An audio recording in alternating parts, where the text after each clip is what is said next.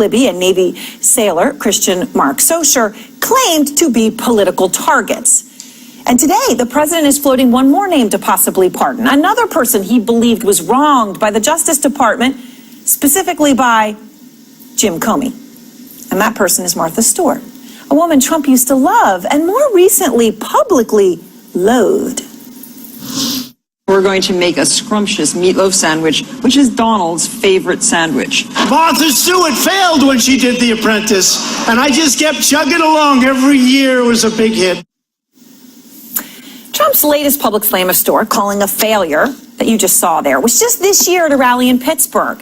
And Trump, by the way, has made her disdain. Stewart has made her disdain for Trump pretty obvious. Here's something she did. She tweeted out flipping Trump off. That was in 2017. So why is Trump now offering her a pardon?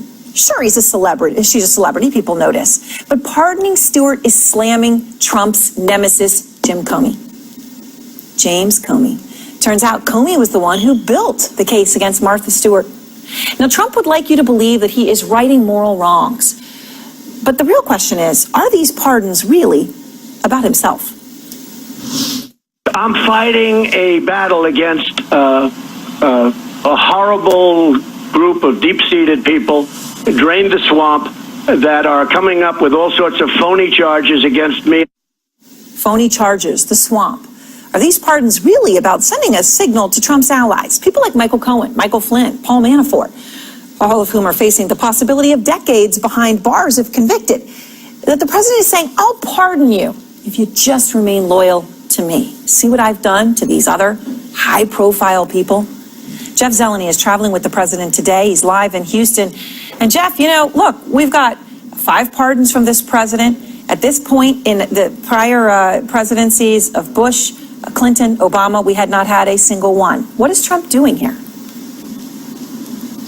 Aaron, it is exceedingly unusual and something that most White House aides were not expecting at all today when the president did fly here to Houston. He's supposed to be focusing on the midterm elections. This is hardly the Republican message for the midterm election. But in many respects, talking to a variety of White House aides today, it is also something the president privately has been saying for a long time. He is obsessed, and so many of his thoughts revolve around James Comey. So it's clear what he is trying to do here, as you laid it out all there in the introduction. He's trying to paint a narrative, show that he is not the only one in his view, the president is not the only one in his view, who's being wronged by the Justice Department. He has drawn a thread here with James Comey. He's looked back through some of his previous cases. Ironically, he's friends with a lot of these people, as you pointed out. But more importantly, the president is trying to paint a broader picture here that when the Mueller investigation